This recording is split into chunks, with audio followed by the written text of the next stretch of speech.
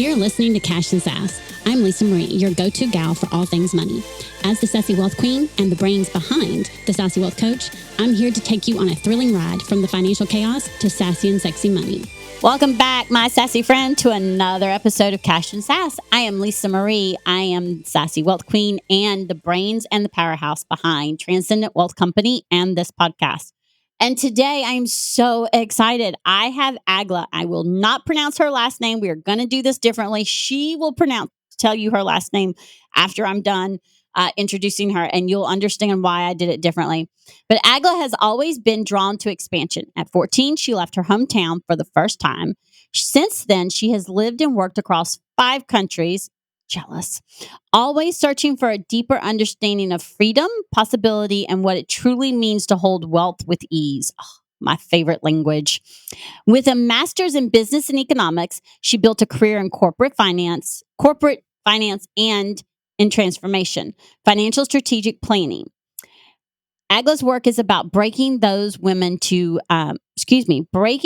patterns. She combines deep money mastery with subconscious I can't talk, y'all. I am so sorry.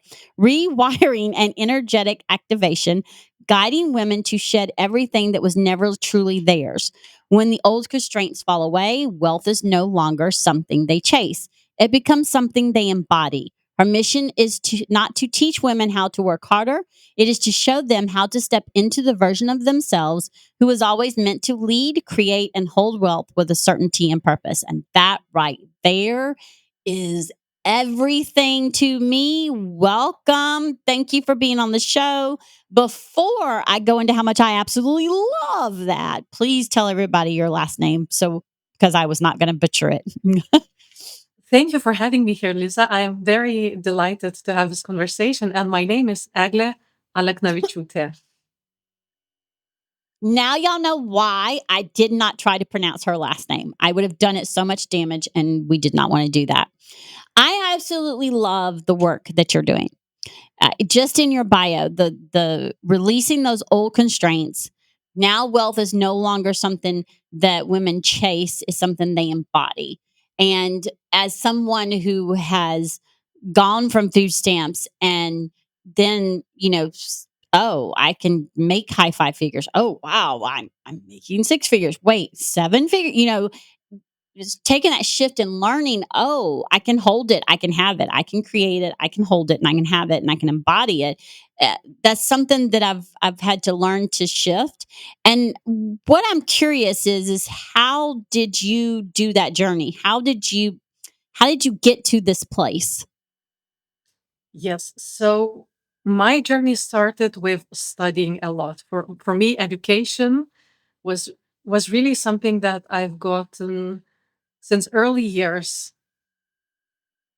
as a value and also as an opportunity. So I lived in 5 different countries. That was mostly because of a study. So for me, study was a reason to move further and to explore the world. And so I found myself working really hard. And of course, a lot of coping mechanisms there. So perfectionism, and of course, with curiosity, with determination, but also drivers that make you want to prove yourself. And because I studied Mm. economics and business, I ended up in quite a masculine world, definitely in finance. At some point, I was doing my second master because I thought the more you study, the more capable you become. Now I look at it a little bit different. There was also a lot of beliefs I had about what you have to do to be successful. But I always loved books. I loved learning. I had the curiosity. And that combined with that hard work and some kind of pressure to prove myself, survival patterns, is what led me to this place in corporate world. I was working on big projects, working very hard. At some point, I started feeling frustrations because it felt like frustrations, resentments. It felt like I was doing so much. I was working so hard, but it wasn't delivering for me the results or the impact that I desired. Now, it's not like the results that I was getting on the projects were not there because they were. Right. It was more the returns on me personally. It felt like I was losing energy. And also, it looked like for others, it was easier than for me.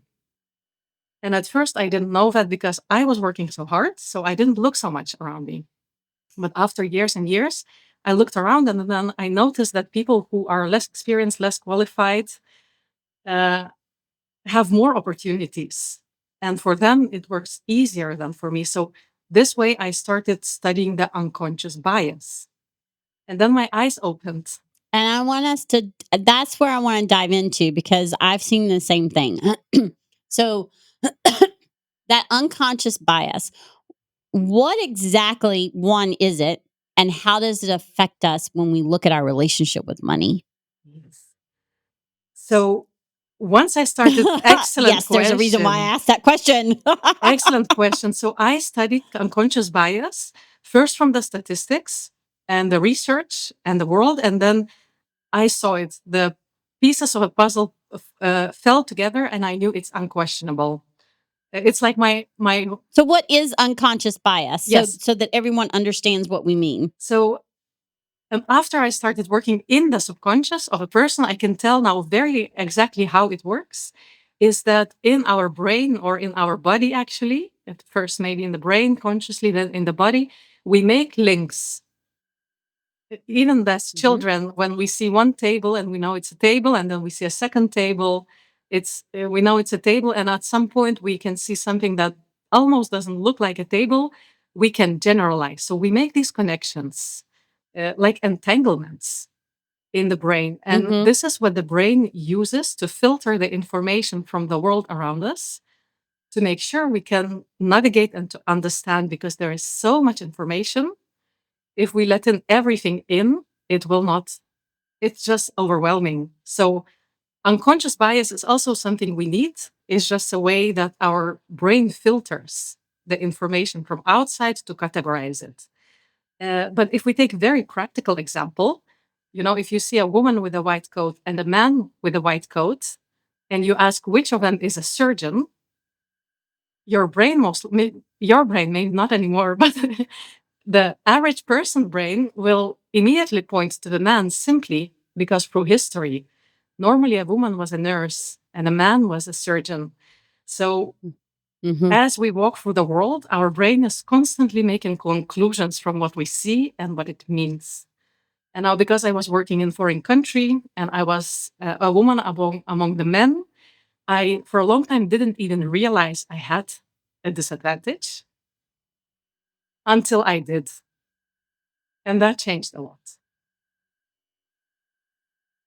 And how does that affect how does our unconscious bias, how does that affect our relationship with money and how we uh, perceive making money as women? Yes.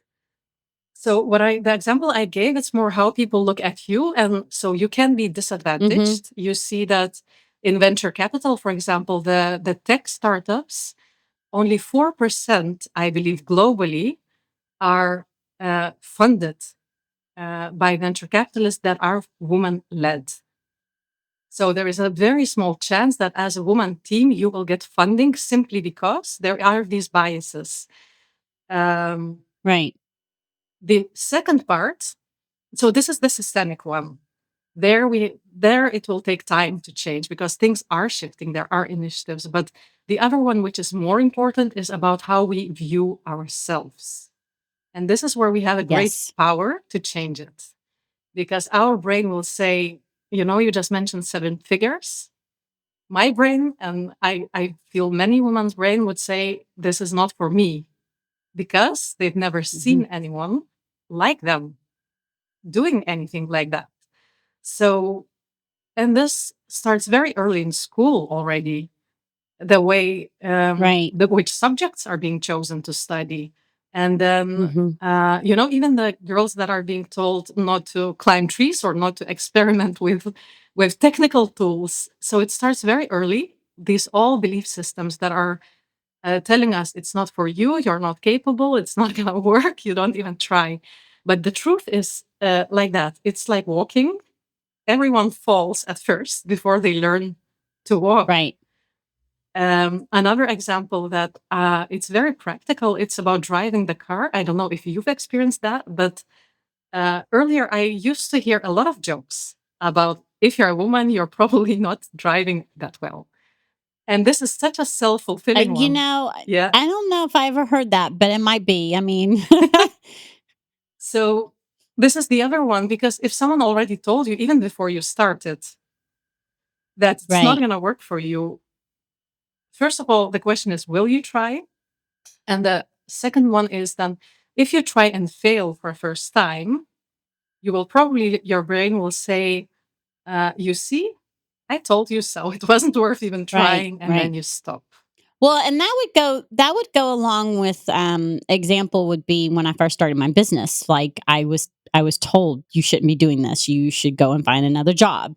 It's not going to work. I mean, these are people around me, like my family, who were telling me, um, and I went in and did it and wasn't sure it was going to work. And so when there was a couple of flops, you're right. The first thing the brain does is go, see, and you have to decide that you're going to um, get up and try again. I mean, it's kind of like when we're learning to walk and we're crawling and we fall. What does the kid do? The kid normally gets back up and tries again. And we as adults tend to go, huh, we were right. We couldn't do it. We don't say, oh, okay, I failed. That didn't work. Let's try something else and keep going. Um, and so that's kind of what you're talking about, right? Because I mean, if we listen to enough of what's being said and told to us, we start to believe it. It's just like growing up and being told that money is only for the rich and rich are evil. And if you're not born into money or married into money, you'll never have money. These are all things that I heard around in my society and growing up. And there's shifts that I had to make in order for me not to believe them and to be able to see what was truly possible.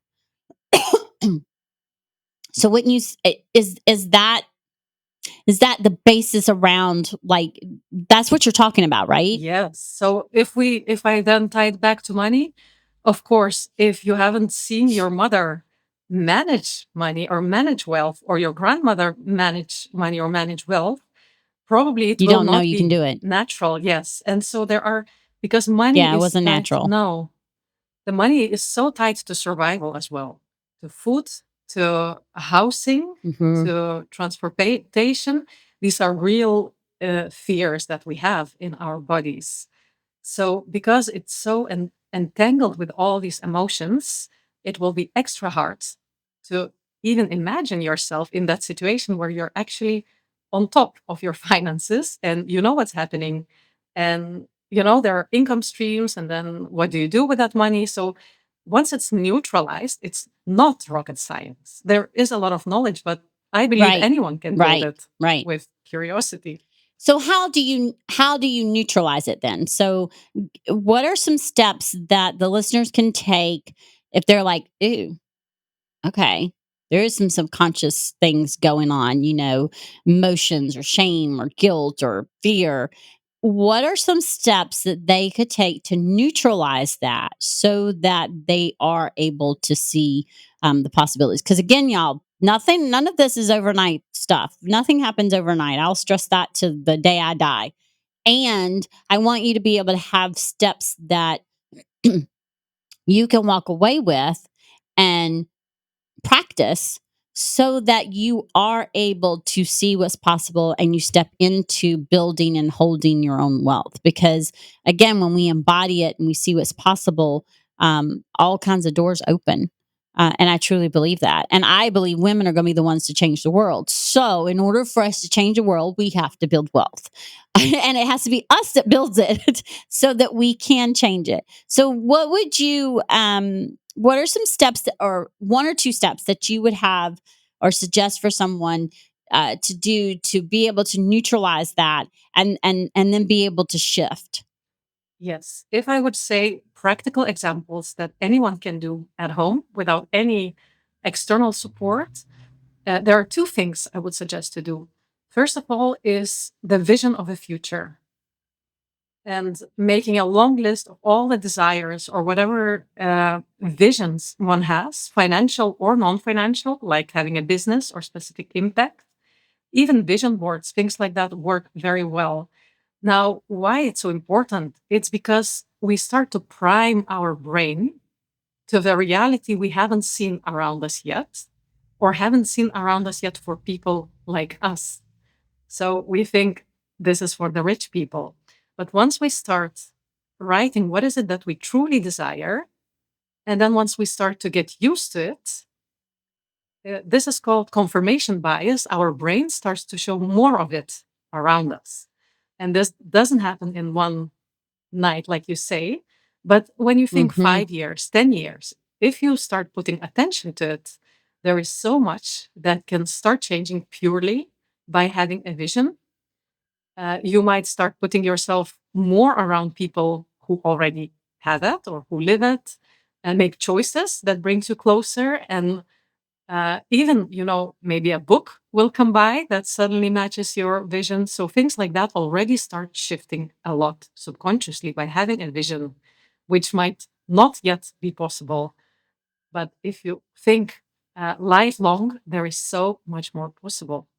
And the second step that I suggest to do is to really look within here and now. Definitely as Mm-hmm. women, but I see that a lot of people judge their emotions and they don't allow them to feel their emotions. And yet, information, there's Yeah, and women tend to shove them down, and I was one of those ones that would shove them down. And someone said, "No, shoving it down doesn't work. You need to, you don't stay stuck in it, but you need to feel them. You need to feel the emotions." And that is something that I have started doing over the last couple of years, and it's a game changer because you feel lighter and freer, and you start seeing what's possible because you don't have all those things stuck inside of you. yeah. And there is, like you say, there is so much information in the emotions. For example, as girls, we might be taught to be nice and not be angry. And yet, anger is the information that tells that our boundary has been crossed.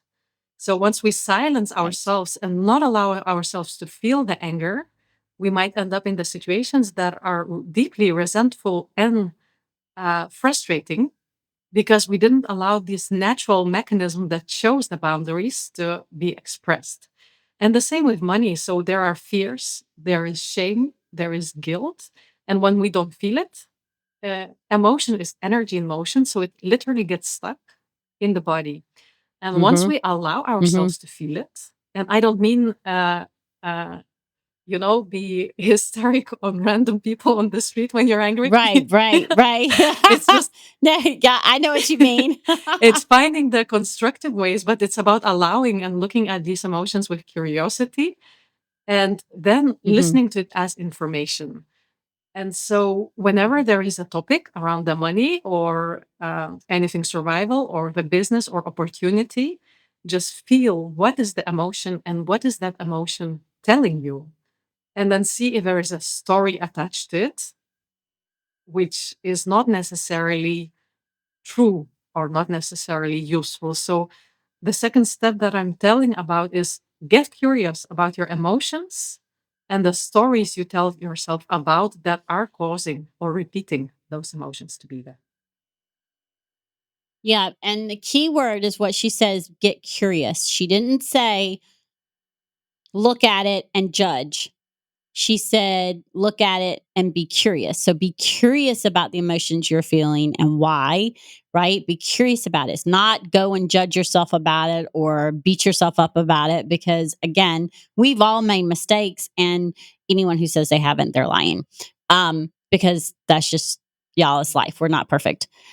And when we come from curiosity, I have found when we look at something from curiosity, and not judgment or expectation, we're able to see the small things and the big things. Like we're able to see the whole picture. Um, and then we're able to go, oh, from curiosity, if we change this belief, because I really don't like this belief, I don't want to be that. If we shift it, what door does that open? And again, it's coming. I love the fact that you said from curiosity, because that's just so important. So I'm going to ask, is in my mind, this is also around that energetic healing, right? Because we also have to sometimes heal some of those emotions, right? We can't just journal it around, right? We have to do some of the healing. And a lot, especially for us heart-led entrepreneurs. I'm heart-centered. I'm a no BS fractional CFO, okay? And I'm very heart-centered. Like I know what my mission is in life. I do. And so when we have those things and we're heart led and heart centered and we have these emotions, being able to do that energetic healing, how does that um, lead to abundance? Because again, you got the scarcity mindset, the scarcity lack of, to abundance. And I know what the lack looks like and feels like. I lived it. And I have started learning what that abundance feels like, right? And now I'm now practicing being able to hold more and, oh, I am safe. I can have this. I do deserve this, right? And again, it's a shifts, but how does someone who's not done that and they have this energetic healing that maybe needs to be done or they're in the process of doing, how does that um, lead to abundance instead of keeping you stuck in that scarcity? Yes. So energetic healing is really, there are so many different forms, but especially the subconscious work that I am very familiar with, and also body work, it allows the old triggers and emotions to be released or to be cleared. So it's like Mm, these uh, imprints or these entanglements where I spoke about, where we see one thing with another thing, we link it together, and then it's stuck in the body. It doesn't flow anymore, it's fixed. But once we start healing, we are like releasing those fixed thinking ways, and there is open space opens for something new to emerge. ah, right. Okay. And when it comes to the money, then that leads to the possibility of abundance because you've shed and you've done that energetic healing. You've got that stuff out that no longer works and is negative and is stopping you, keeping you stuck, right? Yeah. So what happens with that abundance then is that it neutralizes the charge, the emotional charge. So Mm, imagine you would get 1,000 euros in your hand, and if it's some, or I don't know, 100,000 euros, something you've never held before in your hands. I'm talking to the listeners. Maybe mhm, some have experienced this, others not. It's still quite a lot of cash. I think not an average person can have that in their hands like that. And so your subconscious will start reacting to this. And so subconscious might say, this is dangerous. I will get robbed, or I will be criticized, or I am a thief. That kind of things, old stories, they're genetic, they're early beliefs. They start coming up. And what will happen then, that the body will try to get rid of it as soon as possible to stay safe. And once we neutralize, so once emotions are released, then you see a resource. So you hold 100,000 euros, and there are so many great things you can do in the world with a resource such like that. You can invest, you can do mm, great things for your family, you can be kind to your neighbors. There are so many generous things as well, creative things you can do in the world. But this is abundance. mhm. So it's seeing everything as an opportunity, and lack, it's something that makes our system want to contract and want to get out of that situation as soon as possible. Yes, I love that. And I think it's really important to talk about that because sometimes some people begin, oh, I don't have that.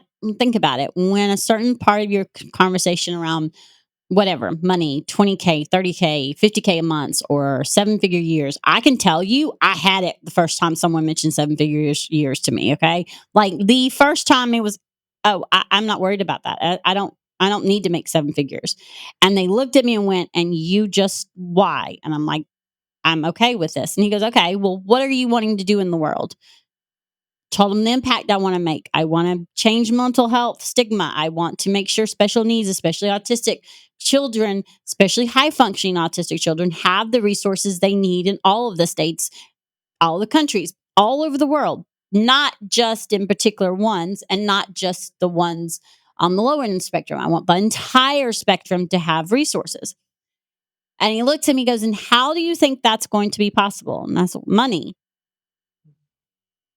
And as soon as I said it, I went, well, shit. Because if I could do all of that at the level I'm making now, I already would have, right?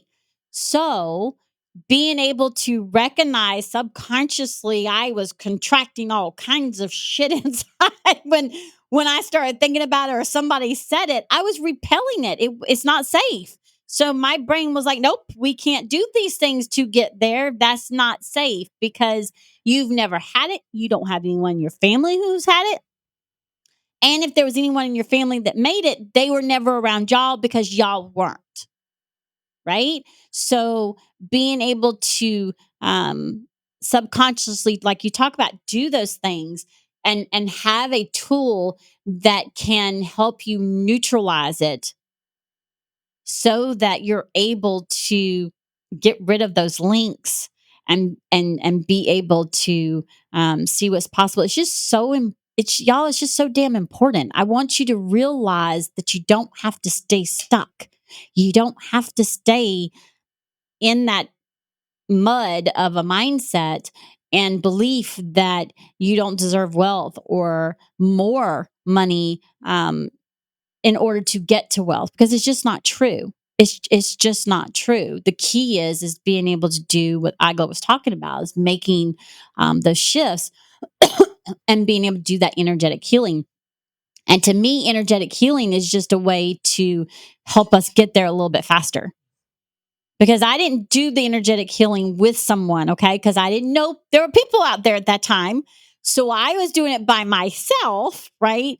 The battle back and forth bit, okay? You know what I'm talking about, right? And when you have someone who can actually walk you through some of that on that energetic healing and be able to help you neutralize those things, think about how much faster um, you're going to be able to hold the wealth. Now, when you get to that point, do you need to learn how to make sure you know how to manage it? Yes, I will be a broken record till the day I die. If you can't manage 5,000, you're not going to be able to manage 50. You got to have the mindset, you got to have the healing, and you got to have the management, period. Y'all know me. I'm going to be a broken record. I'm forever saying that because in order to multiply, right, you've got to be able to manage it and keep some of it so that you can do all the things that you want to do. So I just think that's really, really important. You have an awesome free offer for the listeners. It's a 16 question. Can you tell me what that is? It's for you to get a personalized scan, but I want her to explain what it is because like I already think I'm going to go and do it. It's a short test. Because I'm always willing to learn. So look, I'm a believer in there's always more work to do. And I as we up level, we're always going to want to keep doing the work to make sure there's no subconscious blocks. So this it's not a one and done thing. Subconscious blocks will keep popping up. The key is to be able to recognize them, neutralize them so that you can keep moving forward. Yes, excellent description of how it works. So the 16 question test, it shows the areas of limitation. So we are talking now about the money, but money itself, it's never about the money. There are things that are behind the money. So it could be fears around visibility. It could be addiction to the hard work because we were taught that if you work hard, then you're a good person, maybe. Struggle, the identity, who do we think we are? There are all these things that are behind the money that stops us from making and managing money with this ease and flow and abundance. So this test of 16 questions identifies the main areas and shows the score on which areas asks for attention, and also gives a few advice on where to focus on, what kind of stories to start shifting in order to move from that limitation mindset towards the abundance mindset. Mm-hmm. I love it. I hope every single listener goes to this. I am. And the simple reason why is because, again, if I would have answered it 2 years ago, the answers might have been in different areas, right? I've grown, I've shifted, I've done a lot of personal growth and business growth. Now that I'm up leveling to this new next level, there might be some subconscious blocks that are preventing me from reaching it, because I'll be honest, I still get frustrated. I'm like, why am I not there yet? Why is this so hard? Or why? And it's because it could be a small one, but there's still some type of block there. And the key is to be able to find that unseen pattern so that, again, we can neutralize it, right? And so I think I will be signing up for this, because this is golden. So I hope you realize that, one, you don't have to stay stuck. Two, there are ways to truly not only shift it, but be able to heal the energeticness of how you feel about visibility, which leads to money. Visibility is my thing. And be able to make those shifts. Because here's the key: when we do this and we get rid of those subconscious bias that society and whoever's told us, oh, you got to work 60 hours a week. That's the only way you can live. You're never supposed to have this, or whatever it was. When we get rid of those, like she said, doors open, the abundance comes in, because now our body sees the possibility. And when our body sees the possibility and it doesn't contract, then we're opening up to receive it. And it's funny, because 2 years ago I had never said that. um, my brain is analytical, okay, and I am seen as a heart-centered entrepreneur, that what we focus on, we create more of. So if we've got to get rid of some of those subconscious blocks so that we can focus on the abundance, then let's take the step to do it. So I hope this episode resonated with you, because I think it's just really, really important. And this is the first one that we've talked about energetic healing, y'all. So listen and pay attention. Go back and listen again. Thank you very much for being on my show. I absolutely loved it. We could go on and on, have long conversations. I already have like other things I want us to talk about. We'll have to do another episode. Because I truly believe that the work you're doing is really important. And I believe it will also help many women be able to, and men be able to, step into abundance and building wealth. So thank you very much for being a guest on my show.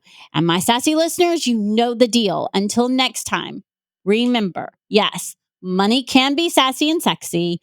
And all you got to do is believe and step into your wealth. Till next time, bye. Thanks for joining us this week on Cash and Sass. Check us out on social media and on our website at www.thesassywealthcoach.com, where you can download my free Money Story Start Guide. The website again is www.thesassywealthcoach.com. And as always, subscribe to the show to catch every new episode, and leave us a review so we can continue to bring you fresh content. And remember, yes, it is possible to have sassy and sexy money. See you next week.